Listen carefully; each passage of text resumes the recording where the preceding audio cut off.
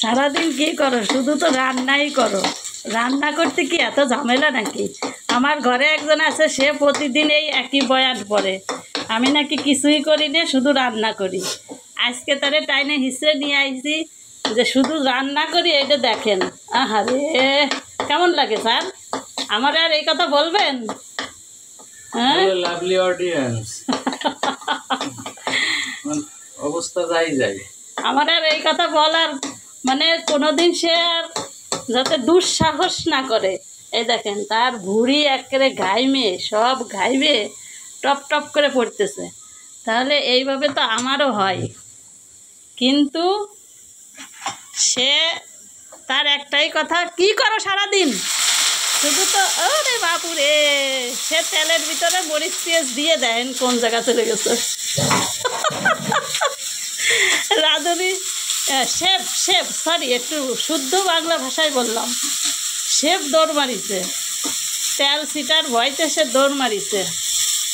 আরে বেচারা, আর বলার আমারে আর এই কথা সে কোনোদিন বলবি নে, মনে থাকতি যে মাইয়ে মানুষ কি করে, খালি তো রান্নাই করে। লাভলি অডিয়েন্স, সে কি রান্না করতেছে? এ কি স্যার? বেগুন বেগুন বেগুন দিয়ে কি মাছ ঝোল? রুই মাছ। রুই মাছ। লাভলি অডিয়েন্স, সে নাকি মাছ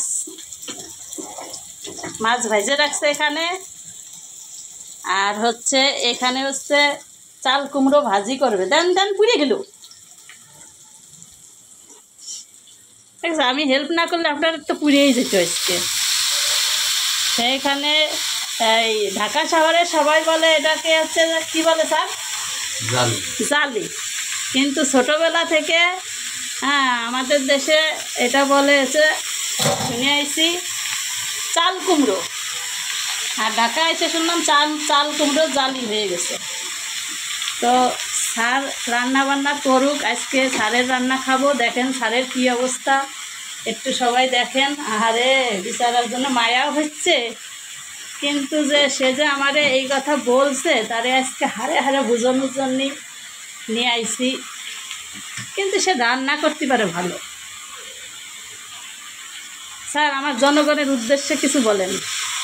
লাভলি অডিয়েন্স, খুব জ্বালার ভিতর আছি, কি আর বলবো। ভোর সাথে কোনোদিন পাঙ্গা নিতে যায় না, বলো? পাঙ্গা ডেলি নেবেন, ডেলি জ্বালার ভিতর পড়বেন। ঠিক আছে, টাটা, বাই বাই।